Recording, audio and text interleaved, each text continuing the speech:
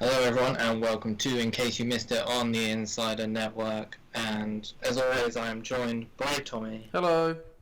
And we have a special guest on In Case You Missed It for the first time. We've had guests on other shows, but today we are joined by Joe. Oh yeah. Welcome, Joe. So Joe, you're familiar with our show In Case You Missed It? Yeah, I've seen a couple of your shows before. Yeah, good. That's the correct answer. So if you don't know, In Case You Missed It, we break down the week's film news, headlines, box office, everything that's been going on the last week of film. In case you missed it. Oh, that's why we call it that. I had wondered. Just because Tommy likes me to say the episode numbers. I think this is episode 24. 23. It might be. I can't remember. I didn't look. It's 23. Maybe. But let's jump into this week's shows. We had a couple of big ones. Yeah, we did. One particularly big one that kind of was probably the most talked about one for a number of reasons. Yeah. Was the first trailer. Dora the Explorer. No. Oh. No, that wasn't. I was going for Mulan. So of course Disney are doing all these live action remakes, and they're going a little bit of a different direction. They kind of have ones like Lion King, which is very faithful to the source material, the original animated one. Then you got ones like Cinderella, where it kind of does its own thing, and this looks like it's doing more of its own thing. We're not getting any Mushu. They're relying more on the Chinese. Yeah, it doesn't look like we're going to get songs. I think they said that they're going to do that through the score. So I think there'll be mods like Make a Man Out of You will just be like a score during a montage. Yeah, it'll be like a line as well. Like they had the You'll Bring Honour to Us All line in there. There doesn't seem to be any sort of resemblance or like sort of throwbacks to the original animated characters as well. They all just seem to like, I don't know. Yeah, they all just seem to, like, as you say, do their own thing. I like that. I like that they're being a bit different, and it's just because Mulan is like a massive story in like the mythology of like China. It's like their King Arthur. Like it's just part of their. It's like a legend in their country, which never actually happened, but it's just like a cool story. So I'm interested to just see that. No, I didn't. I'm interested to like see. Just a new version of that story. I've actually liked everything I've seen, and I'm obviously a big fan of musicals, as regular listeners may have picked up on. I like the musicals. I like the song ones. But and Mulan is actually my favourite Disney animated film. Oh really? Yeah.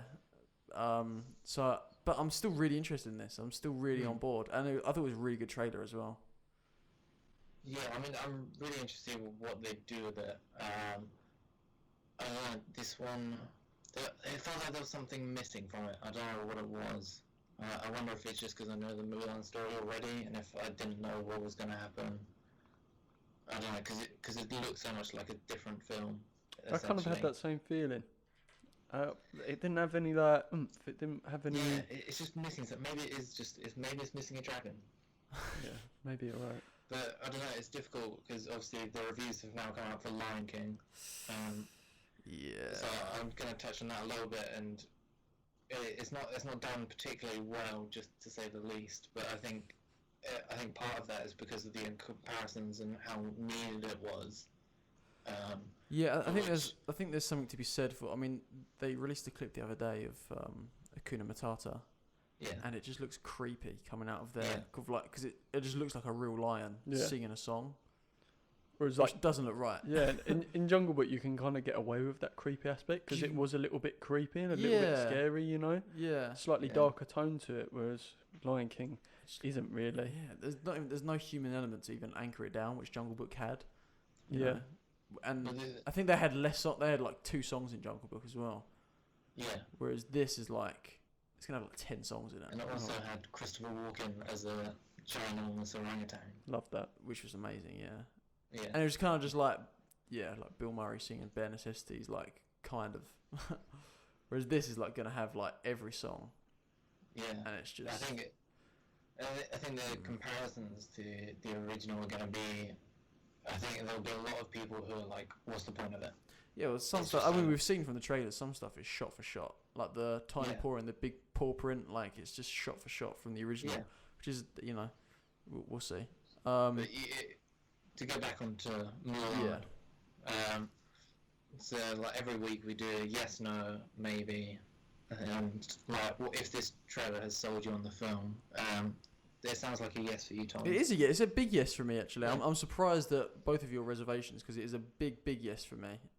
But maybe that's a bias as a big Mulan fan. Maybe I'm even more on board already. So. Fair. Joe, what are you thinking? It's a no from me. No. I didn't feel anything from Fair it. enough. It just seemed very generic to me. Yeah, I'm in a similar. I'm not going to be as harsh to say no, but I'll go maybe for just for the trailer for itself. I'm sure the film itself will probably be great, but Fair enough. I'm getting a little bit more Cinderella sort of vibes from this Which one. is one of the best live action Disney films that they've done. I loved that film. Speaking of live action Disney films, I didn't want to go best live action Disney film because it's far from it. Disney are just bumping up. I suppose it because Maleficent's not actually that far away. But we got a second sort of look at Maleficent, and I still wonder who actually cares about this film. Well, obviously we had the whole thing recently where I didn't know this film existed. But yeah, and I never saw the first one. And the first trailer didn't do much for me.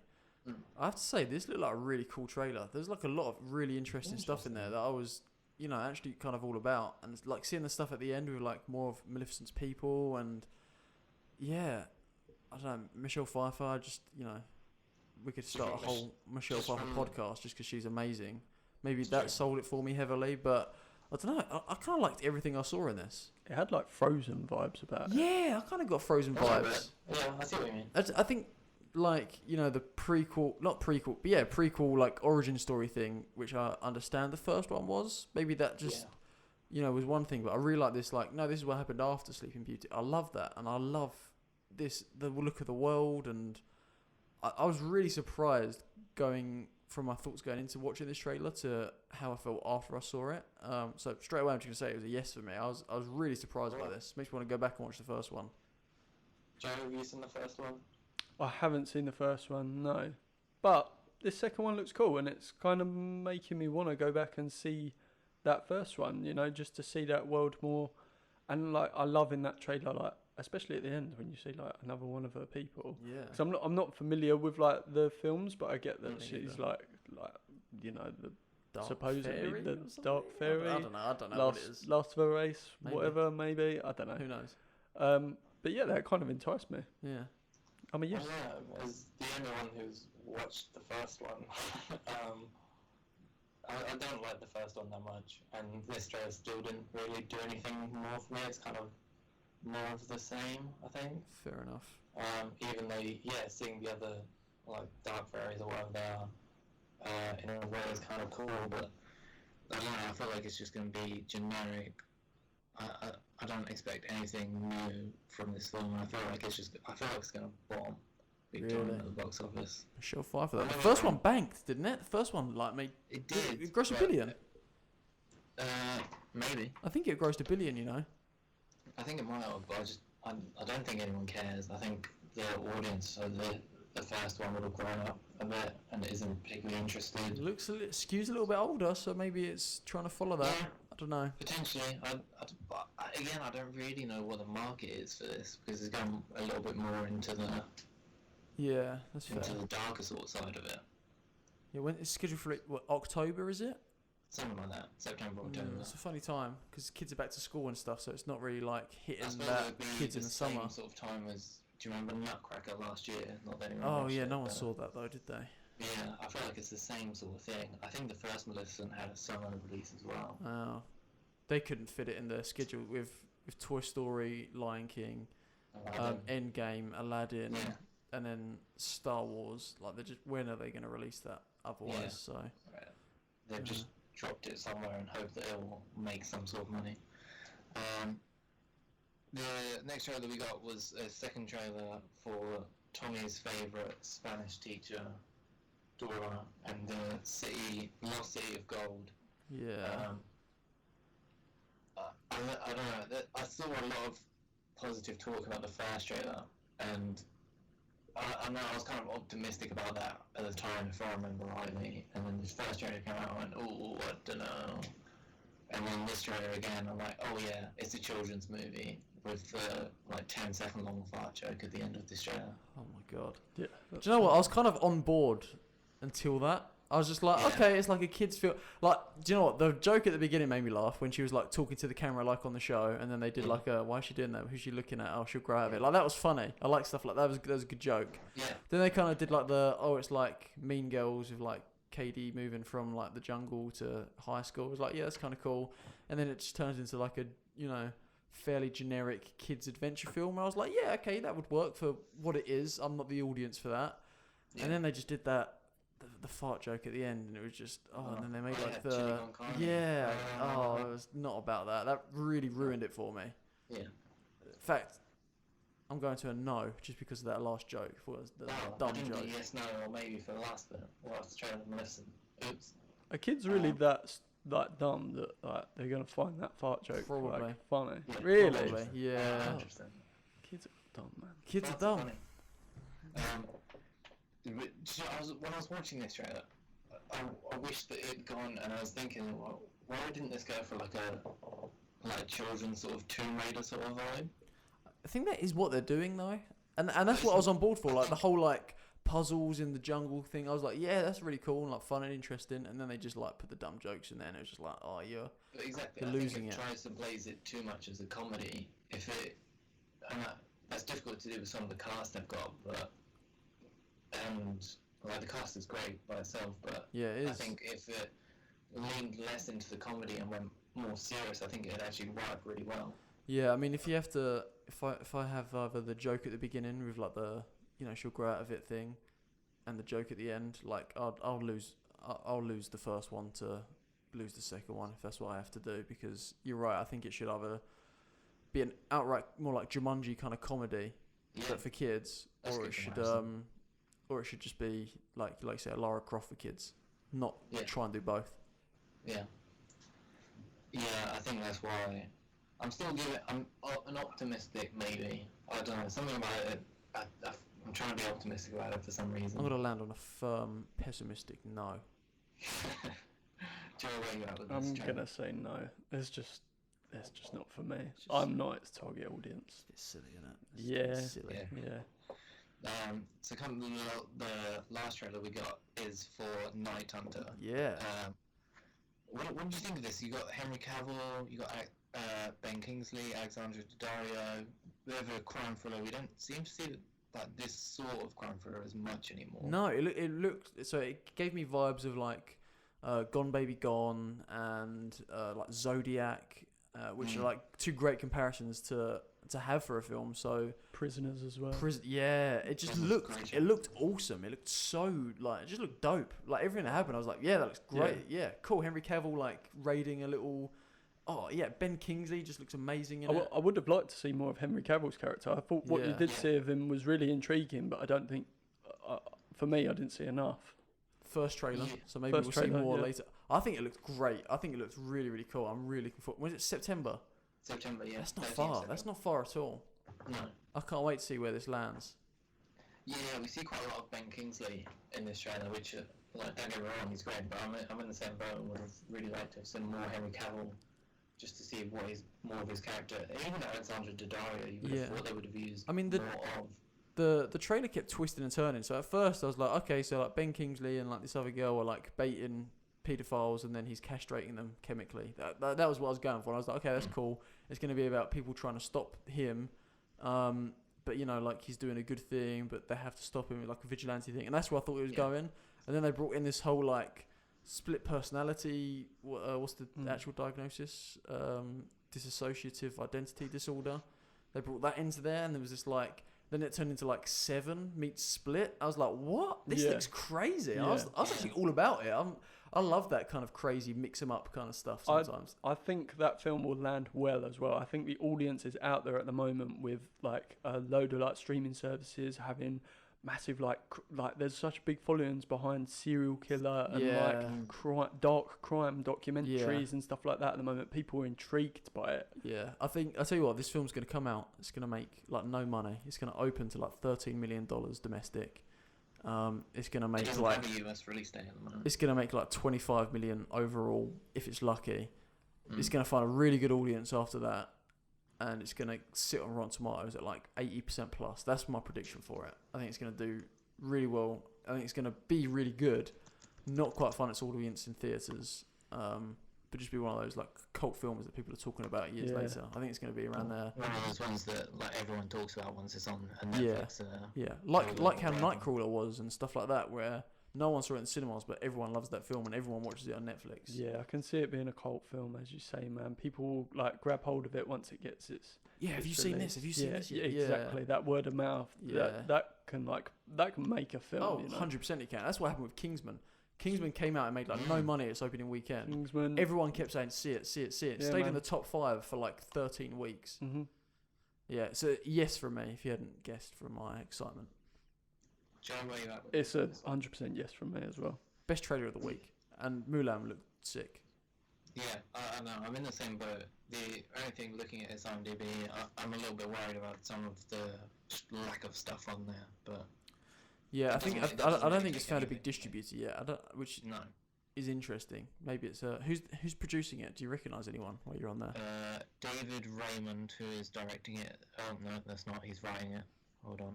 Yeah, find a producer. Cause But I'm wondering if they're just he's not good at directing selling it, films. David Raymond, if that rings a bell. No.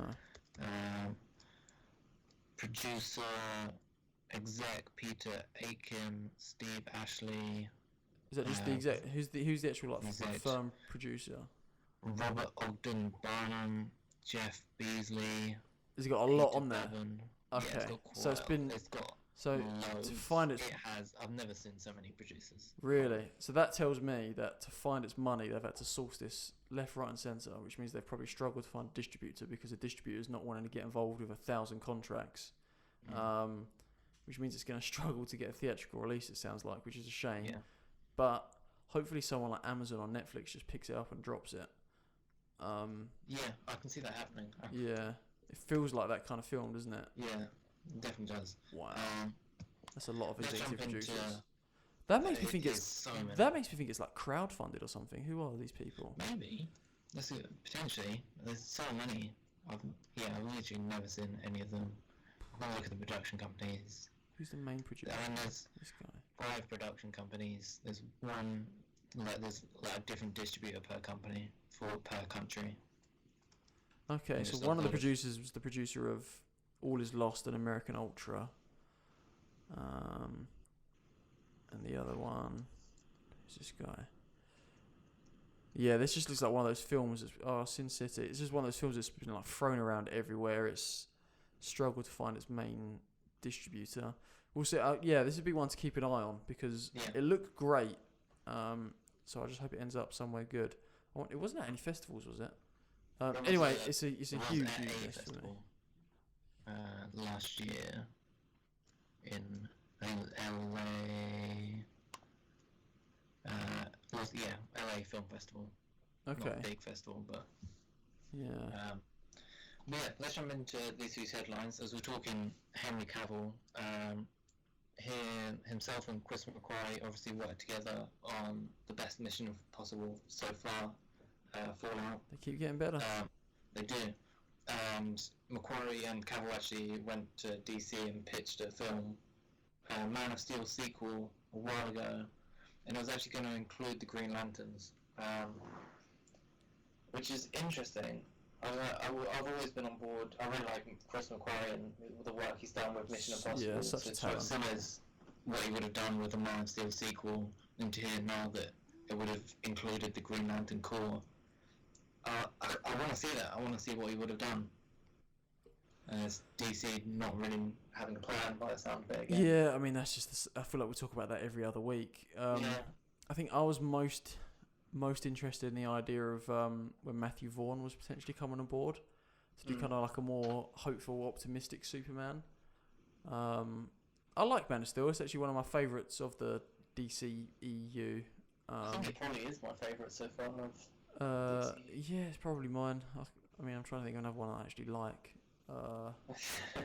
Shazam. Yeah. Shazam was fine. Yeah, Shazam's That's fun. probably Man. the best one. Wonder Woman, Aquaman. You're Yeah. not going to choose Suicide Squad or BVS or Justice League. No, Suicide Squad's literally in my bottom 10 of all time. That film's atrocious. I prefer that than Justice League. Really, I think I Yeah. prefer Justice League just because I don't know. At least it made sense. I hated Suicide Squad. I feel like we've spoken over and over about. I can't stand that film. I think it's a mess. It's trash. I like talking about it just because I like hearing you ramble about it. Thanks. Yeah. But I don't know, as we're on the topic of DC as well, some news came out about the Joker, and it kind of looks like they're trying to get ahead of the storm by saying the Joker film that's coming out in November is not based on any comic run at all. So it's their own interpretation of the character and what they're doing with that, which I find is really interesting. I feel like that's not news though. I mean, it just doesn't look like we're going to get any of the chemical stuff. He's already got the makeup on, like the Ace chemicals. It doesn't look like he's doing the Red Hood thing. Like it just seems like it's new anyway. I don't think that's. I don't know if that's news. I feel like that's something someone said, and then like all those like comicbook.com, Screen Rant, like trash sites just like pick up on it, and then like say, yeah, this is news. It's like, no, we knew that.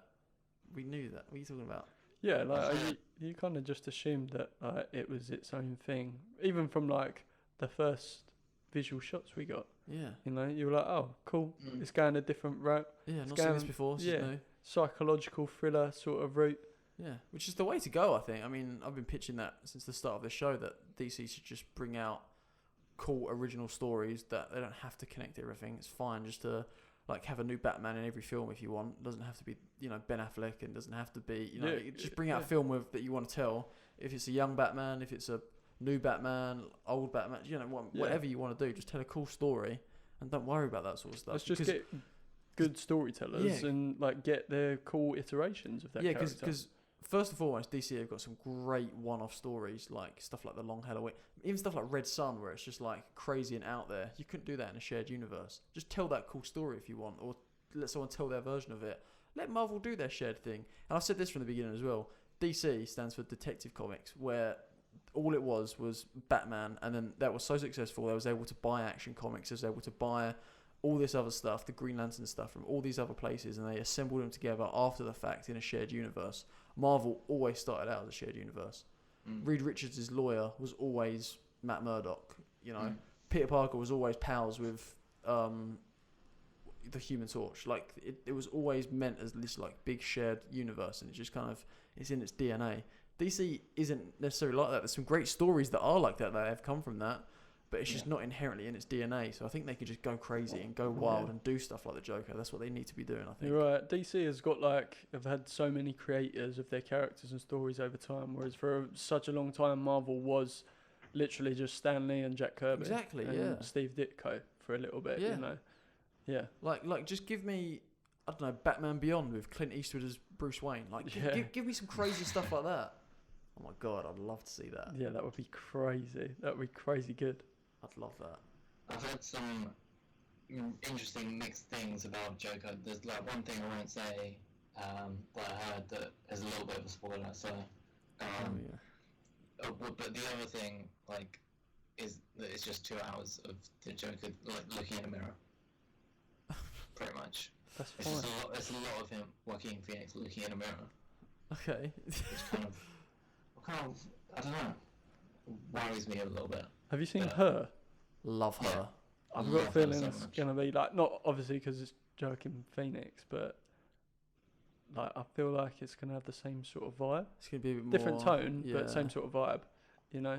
People looking at themselves in the mirror and, I don't know, contemplating life. Yeah, I'm up for it. I'm interested to see what it is. I just hope... I think I said this on one of the podcasts before.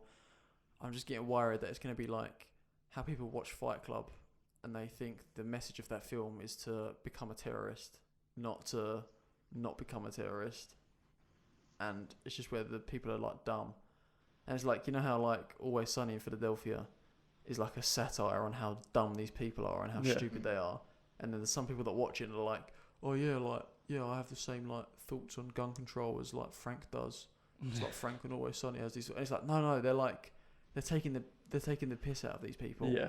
So I'm worried that it's like with the Joker, you're just gonna get those like school shooter people like get the wrong message from it, and Todd Phillips, who's made a great Hangover film, don't get me wrong, but isn't like a deft enough filmmaker to rise to that challenge. Yeah. Unlike Scorsese and Taxi Driver, who rose to that challenge. Do you know what I mean? So that sort of stuff worries me that it's going to be too surface level, but we'll see. A lot of people do that, and as you say, a lot of people will think of this film as the universe reaching out to them, you know. Yeah, it's like people that watch Starship Troopers and they want to join the army and like become fascists. It's like, no, this is a spoof of fascism. What? They're like wearing Nazi trench coats by the end of it. What is the matter with you? It's like someone made this up. Someone made this up for like a story to tell, you know. Oh, people are insane. If this any of what I've said sounds like you, seek help. That may be too harsh, but seriously, I stand by it. Let's move on to the next topic. Chris Rock is doing a reboot of the Saw franchise. We spoke about that a few weeks ago. And it looks like Chris Rock's actually going to be a star in it, which is interesting to start with. I think I saw the character this man will play will be his dad, and that will be the man who's on a mission to be in every franchise possible. Samuel Jackson. He's going to be in Saw, which is a sentence I never thought I'd say. Yeah, it's pretty crazy. It's like him and Andy Serkis just have a competition of how many like major franchises they can appear in, which is great. And you know, I think it's never a surprise when you hear that Samuel Jackson's signed onto a film because he does it every other day. But I'm just really interested by this film because Saw started off really good and it died a death. It kind of went on too long and you know this, that, and the other. But I'm interested to see how they sort of redo it because I think I like the first Saw a lot, and then it made a lot of money from a very small budget. So as soon as the studio sees that, they just throw money at it and try and do it again. And so they took a script that they already had and turned it into Saw 2. So they like changed all the characters in it and changed all the elements of it and made it Saw 2. Then I think Saw 3 was an original script for the franchise, or it may not have been actually. It may have been adapted one or two different things. This information just makes me like that franchise even less. Yeah, like, I've never been appealed to it. In fact, I've been like completely opposite to it. Have you seen the first one? No. Watch the first one. The first one's good. So like the first one's made as literally like a student film that they went into like a full feature. Yeah, it's really cool. It's like it's just really tight and it's just really like it is what it is and it's just in itself and it's really really cool. There's like 7 of them. It's ridiculous. Yeah. But the idea of like sort of doing it again. 8 of them. There's 8 of them. Wow. I thought 7 was too far. I was making a joke. But that's crazy. But yeah, the idea of them like sort of resetting and just doing another thing could be really interesting. Or it could be the Nightmare on Elm Street reboot that we got, which was terrible. So who knows? Yeah, it's interesting because obviously the first one had a big name when you got Danny Glover involved. Yeah.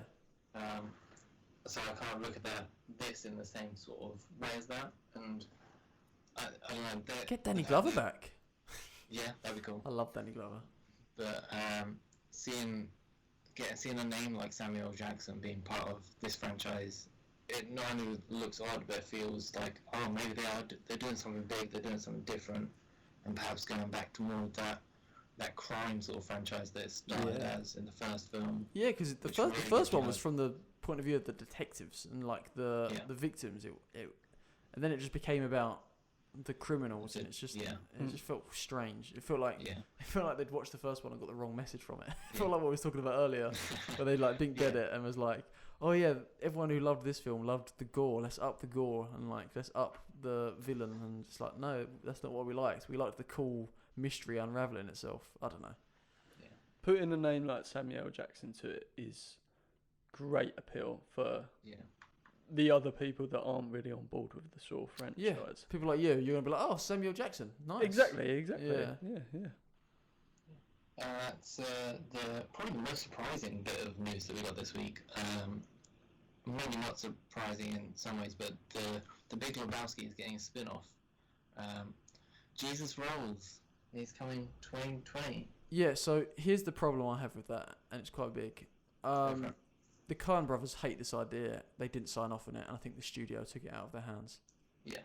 That to me is a huge red flag. I don't want to go anywhere near this film. If they even just gave their blessing, I'd be more behind it. But the fact that they don't like they're repulsed by the idea of it, and they're unhappy that they're not able to do anything about it, makes me want to boycott this film. To be fair, It was John Turturro who was. it was. He put pushing for yeah, this. it was. He put it through. I think he's on it as a Yeah. producer. Yeah. I think it's unfair. He doesn't own these characters, and he's exploiting a loophole that the studio probably have. And I don't care for it. No, I agree. Yeah. Leave that film alone. Leave it alone. It's a great film. Yeah, leave that alone, man. That's film gold out there. You know? It's perfect. You don't need to franchise it. You don't need to spin it off. No. Like, spend that money on a new cool film. We do, but if you were to spin it off without the Coen brothers' consent, what would you want to see? Would you just want to see a sequel? I would want to see John Goodman in Vietnam as a flashback, but him in today's age. And then no one referenced that he's like way too old to be in Vietnam. That's So you what I just want want to to see John Goodman in Vietnam? I just want to see John Goodman. To be fair, it doesn't really matter where he is. I'd want to see Isn't like that another Coen brothers film set in the same town, and you like come across like John Goodman's character like once, Yeah. and like he goes off on a mental race, and that's it. It's another week. We've got another bit of Eternals casting. I think we're going to get the full cast list at Comic-Con in a couple of weeks. Was this not thrown down though? Did she not? Sorry, say what it is first, and then I'll react. So Millie Bobby Brown's going to be join the Eternals. Go for it. Did she not say that that's like rubbish, or did her agent say that was rubbish or something? I feel like I heard that was. I don't know. I feel like she responded to the rumor and was like, "No, that's not happening. What you on about?" Maybe. Yeah, so I've got the report here. So she said in an yeah, Instagram video that she has no idea if she'll be in the movie. Everyone thinks we're going to be in a Marvel movie. Not that I know of. My family and I have no idea. So I just want to let everyone know that I'm not as of right now. So I mean, I guess she's like, well, you know, I'm hot right now, and my agent's pretty good, I guess. Obviously. So Stranger it Things might is happen, huge and at the it's moment. you know, it's good money. Who's going to turn down being in a Marvel film because it's the money, the residuals will last the rest of your career for that. But yeah, there's nothing confirmed right now. It looks like they're trying. I mean, so is Jolie signed on? Is that confirmed, or is it still like? Last time I looked, it looked like she was, but then I was hearing conflicting things as to whether she. Yeah, definitely is was or this not. just someone's scoop that's still unconfirmed? But I imagine we're going to get the full confirmed list in a couple of weeks at Comic-Con. Comic-Con. Yeah. That makes the most sense. Yeah, probably. It says that on IMDb it looks like her, Kamal Nanjiani, and Dong Seok Ma, that's the official pronunciation, are the only ones that are confirmed. And Richard Madden and Sam Hayek are still rumoured. And they're not circling confirmed. Keanu as well, aren't they? Yeah, but they're also just circling Keanu for any Marvel role. They just want him in a Marvel film. Keanu, what do you want to do? You can do it. Anything. I mean, speaking of hot right now, he's like having a real moment. This is like the Matthew McConaughey of a few years back. I can't even remember if it was in this podcast or just in general life, but someone pitched me or said to me Knight Rider. Keanu. Knight Rider? Yeah. What, just like a Ghost random... Rider. No, I mean Oh, Ghost right, I was Rider. going to say, like, with, like, Kit and, like... No. Because I could see it. I could see him as Knight Rider. But Ghost Rider... No, I'm not about that. I just don't like Ghost Rider, I think. I think that's where it comes from. Who would you? What character? What character would I give to Keanu? Yeah. 'Cause Silver Surfer's been put out there. I know you're probably not about that. I want really Common be for Silver Surfer. What? Common. Oh yeah. Yeah. That's it. Oh, who do I want Keanu as? That's a great question. You'd have to come back to me. I'll have to have a sit down and No, think you about wait it. Oh. Doctor Doom. That's not bad. I'll take that. Yeah, I think you can do better. But Yes. we'll come back to it next week. We'll Thanks. check in next Thanks, week. mate. Joe, have you got a shout? For Keanu in the MCU? Damn. Oh, Galactus. That's Wow. not bad. That's not bad. I'd choose that over Doctor Doom. What about you? I don't know, a lot of people have said Moon Knight as well. But as the biggest Moon Knight fan here, no. I want Ben Foster for Moon Knight. Yeah, that'd work. I think Ben Foster should give anything to as well. Yeah, He's so talented. He is the best.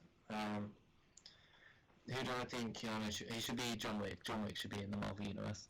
That's my cop-out answer. Yeah, fair. So the next bit of news, David Fincher he's around, he's doing stuff. He's going to direct Gary Oldman in a Netflix biopic about... I'm not about how to pronounce his name. John Mankiewicz or something. He wrote Citizen Kane with Orson Welles. Herman. Oh yeah, that was it. That's Yeah. it, John. So considering that surname, the name you messed up was Herman. Yeah, so this film was written by Fincher's dad, who I just looked it up. He died in 2003, so this was before that. So what that says to me is this is something that Fincher's wanted to do for a while. And obviously he's collaborated with Netflix a few times now with House of Cards and Mindhunter. Yep.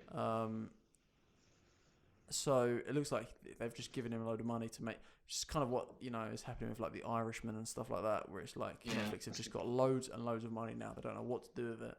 So they're going to talented people and say, here, do what you want. And yeah, Fincher's saying, I want to do this. I mean, you've got a talented director, you've got a talented actor, and you've got a really interesting sounding story. Yeah, what could possibly go wrong? I've heard that like filmmakers have come out and said like if you want to direct something or produce something right now, if Netflix come to you, take it because they give you like Full everything control. you need. Yeah, they give you. And Fincher's always said that if a studio's too involved and too overbearing, he won't do it. After Alien 3, he swore it off, never again. So he will fight back with studios now. He'll get in shouting matches with big producers and big personalities. Yeah. And walk away if he has to. I think it's never really been confirmed. I think that's probably what happened with the Steve Jobs film that he was going to do. The one that was that Danny Boyle ended up doing. Yeah. Which is a great film, but I'd love to have seen David Fincher and Christian Bale's version of that. Oh, But that would be amazing. I know, but yeah. So who knows? But this sounds really interesting, and the Academy love giving films, giving awards to films about Hollywood. So. And it doesn't get much more like old school Hollywood than Citizen Kane. Yeah. Which is the Citizen Kane of films. Literally. It's literally what I was about to say. When you've got names like Fincher and Gary Oldman, and then you put that with Orson Welles, Citizen Kane, one of the best films ever made, you have to start to think of when they're going to release this, and you imagine it's going to be a late one next year, I think. Oh yeah. Yeah, for sure. It's going to be pushing for that Oscar buzz. Some more directing. We're not getting the lovely Guy Ritchie return to Sherlock Holmes. We're going to get Dexter Fletcher, who obviously did Rocket Man. He did Eddie the Eagle. And he also he works under Matthew Vaughn, who produces a lot of the stuff that Dexter Fletcher has directed. Yeah. And obviously Matthew Vaughn was the producer for Guy Ritchie on Lock, Stock, which starred Dexter Fletcher. So they're all very much close, and I imagine it's like a handing of a torch from friend to friend, because obviously Guy Ritchie just made a lot of money recently with Aladdin, and a lot of success there. So I'm sure he just wants to go into other things rather than go back. I never actually saw the second Sherlock Holmes, but I heard it was. Don't remember. I heard it was really good, if not better than the first, and I really enjoyed the first one. So I'd have to check that out, as well as I'm interested to see this because I loved Rocket Man, loved Rocket Man. So I'm really interested to see what he does with a film like Sherlock Holmes. If there was an Elton John song in Sherlock Holmes 3, what Elton John song would it be? You really got the questions today, ain't you, James? This is what happens when we record later. If there was an Elton John song. Sherlock Holmes 3. what would it be? So what is it just is it part of the soundtrack or is it like a musical number where like Musical Sherlock number. and oh okay, it changes things. I feel like there's a correct answer here, so I don't want to just like I don't know. I haven't thought throw it through, away on anything. I don't know. Piano Man. I feel like I'd love to see Robert Downey Jr. and Jude Law doing Crocodile Rock. Oh, that is the correct answer. Yeah, I'm interested to see a different director's take on it. Even though Guy Ritchie wasn't very Guy Ritchie in Aladdin, if you get what I mean. There wasn't very Guy Ritchie-isms in Aladdin. I haven't seen it yet. Never watched Aladdin? No, I've been busy, man. I ain't seen it either. It's not. It looks very much the same as Mulan for me. Nah, that'll be completely different. So the last bit of news actually came out today. It's only a little bit of casting, but it's quite an interesting little bit. So at the end of Spectre, or the 24th James Bond film, it's kind of left a little bit open for it to go wherever, for them to nicely wrap up whatever they're going to do with Bond 25 and all the drama that's going on now with Bond 25. We're going to get Christoph Waltz returning to the cast as Blofeld. Yeah, I mean, I love Blofeld as a character. I love Christoph Waltz as an actor. It didn't it really makes work sense to me. last time around, like the whole Yeah. film as a whole. I think I like it a little bit more than most. But I don't know, I'm so worried about this film. You know, I've been talking about me just being so worried about this film. I think it's gonna suck. I'm worried about it. It's just all the production drama that's gone on, the delayedness of it. I mean, I was saying it just from Kerry Fukunau's attitude at that announcement. I was just like, he does not look like he's happy about making a Bond film, and it should be like a real like honor and privilege to make a Bond film because it's such an established part of like cinematic history. These films have been made since the 60s and they're still going, and you get to make one. It should be the best day of your life to get that gig, and he just looked like he couldn't care less. It seems like the Daniel Craig, that's his name, right? Yeah. It seems like the Daniel Craig Bond films are sort of Run its course a little bit. yeah. Yeah. It should have been like renewed, and we should have had someone new, like not just for this one, but like a couple of years ago now. Yeah, I agree. I'd agree with 100%. that. 100% agree. But I don't know, I imagine when the trailer comes out, I'll be like, oh, it's Bond, I'm back in it. But yeah, I have kind of had enough of Craig, and we spoke about it a couple of times where myself and Tommy want a period James Bond film set in the 60s. Yeah, I think that's where it belongs. Yeah, it'd be dope. It really does. But that's kind of it for this week's. Actually, last question: What Elton John song would make the best Bond song? Oh, that's a great question. Thank you. Maybe Candle in the Wind? Crocodile Rock. No. Yeah, maybe Candle in the Wind would work. Yeah, it'd work. That's it. That's the correct answer.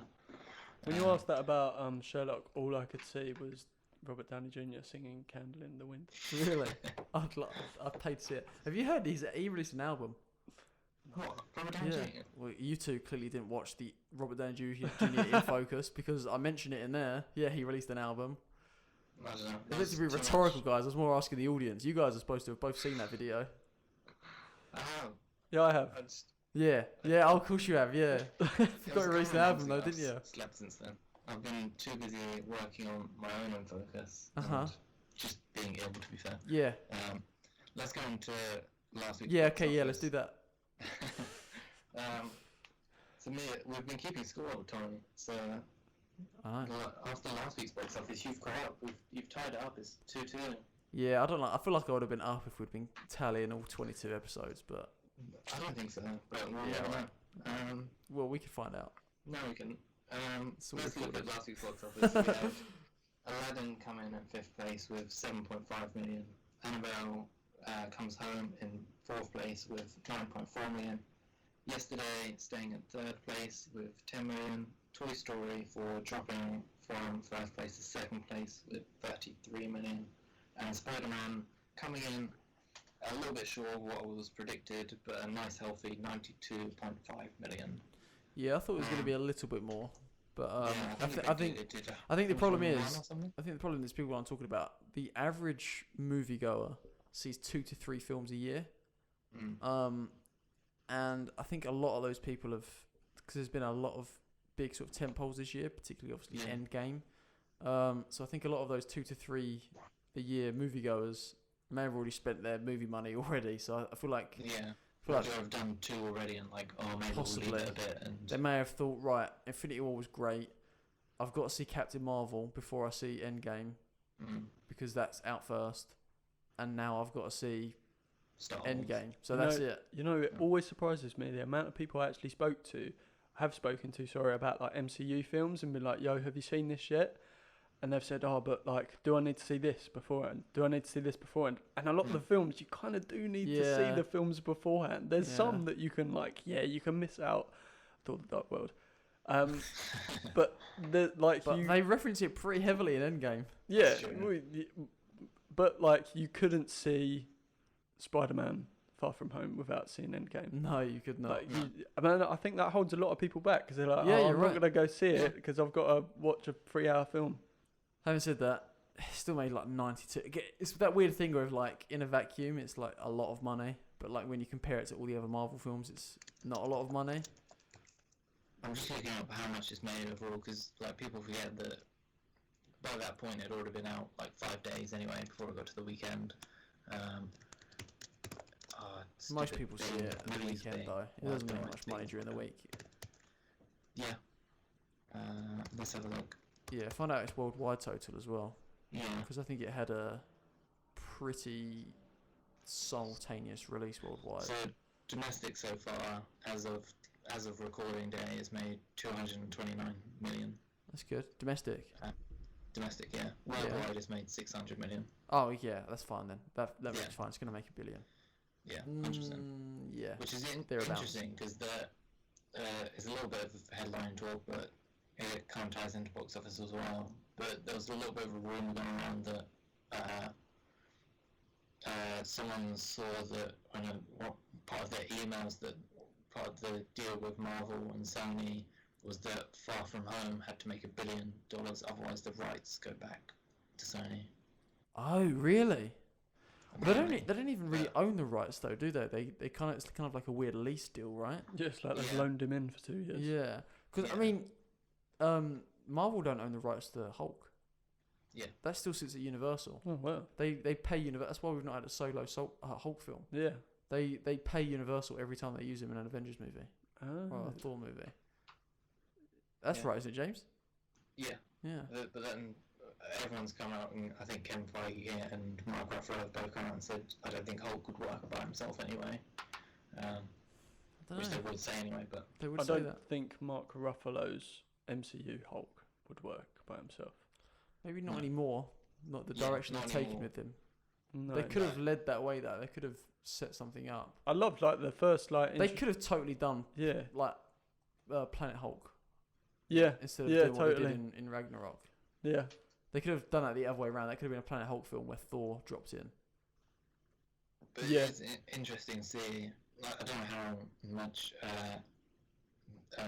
of that story is true, but I just heard it somewhere, and I thought it's interesting given where they leave Far From Home. No spoilers, but I think there is room to manoeuvre there if they wanted to just have it be their own thing. But I think it'd be stupid, like, to do that. Like Spider-Man, this version of Spider-Man especially is done so well, being part of the MCU. Yeah, it'd be ridiculous to.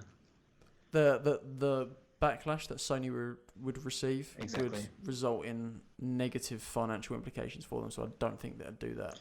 Yeah. I think the goodwill that they've earned by teaming up with Marvel and the MCU has like relayed over to stuff like Venom and the financial success of Venom. And I think they'd lose all of that goodwill immediately by doing that, by that silly clause of $1 billion. It's ridiculous.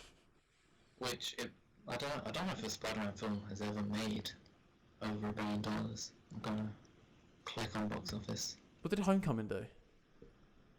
Homecoming would be the highest. Worldwide.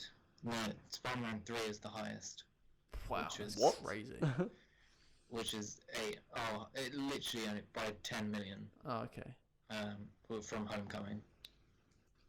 There's just 890. To be fair, sequels often make a lot more money than an original when the original's really, really good. Same reason Dark Knight Rises made more money than The Dark Knight, and Spider-Man 2 was like the best of that trilogy, so it makes sense that Spider-Man 3 would bang. Yeah. And Far From Home has already made more money than Into the Spider-Verse. Oh, that's a shame because Like one's a lot better than the other. I liked Far From Home, but Spider-Verse is incredible. Incredible. Yeah. Do you want to go first, box office wise, Tommy? Have you got your predictions? Yeah, what's new this week? We have Cruel, which I've heard really good things about, actually. Is that the crocodile one? Yeah. Yeah, it looks I think pretty it's good. got 100% on Rotten Tomatoes. Oh, wow. I'll double check. Alright, But the Paddington other 2, one calm down. Is, it's gone way down. It's on Stuber. 88%. That's 89. That's still not bad.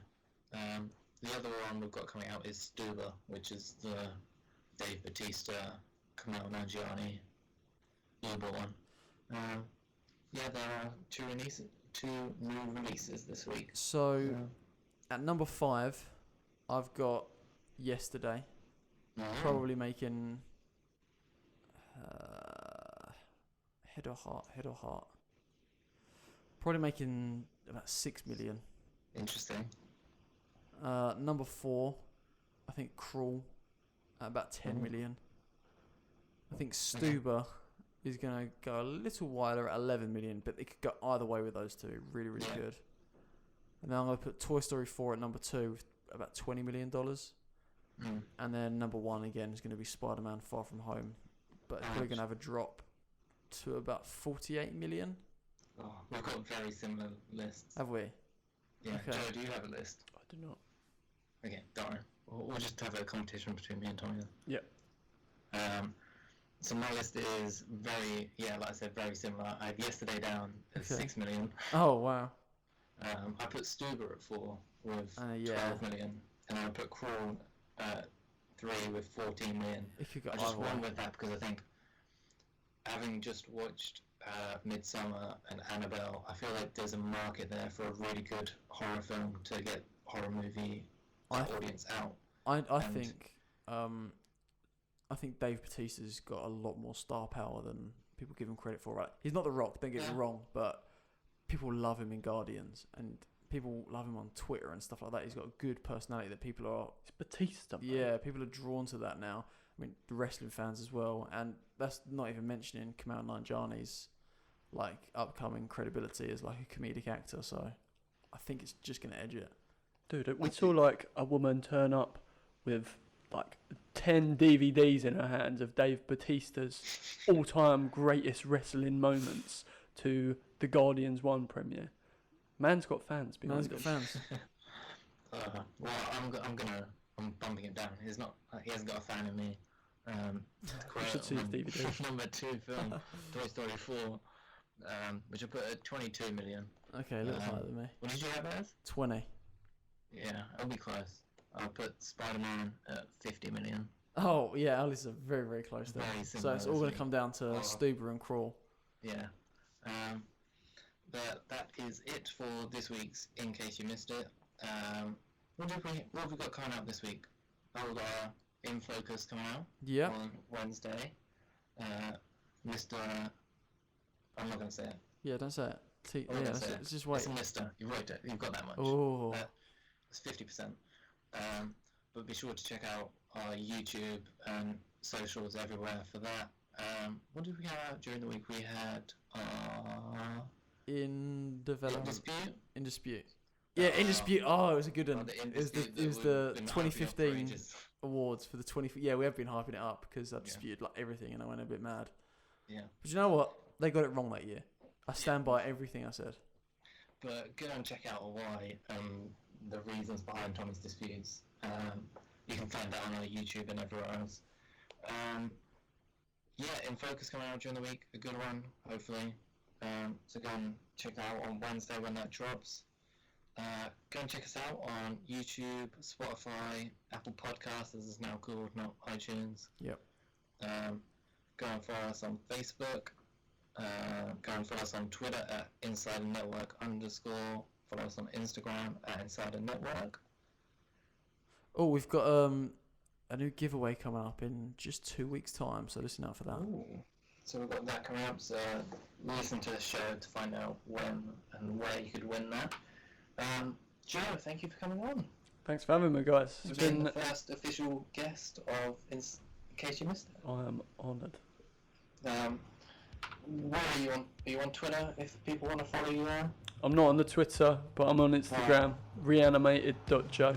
Go and follow me. Go and follow him on there. You can follow Tommy and Mr. TT Grunny. You can follow me at Floodgate28. And that's it for this week. See you next Sunday. Bye. Bye. See ya.